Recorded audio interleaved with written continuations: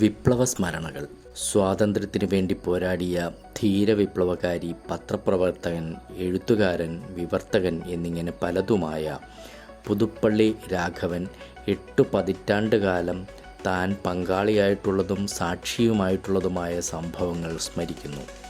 ഈ രാജ്യത്ത് പലകാലം നടന്ന രാഷ്ട്രീയ പ്രക്ഷോഭങ്ങളിൽ പുതുപ്പള്ളി രാഘവനെപ്പോലെ മുഴുകിയും ലയിച്ചും നടന്ന മറ്റൊരാളില്ല.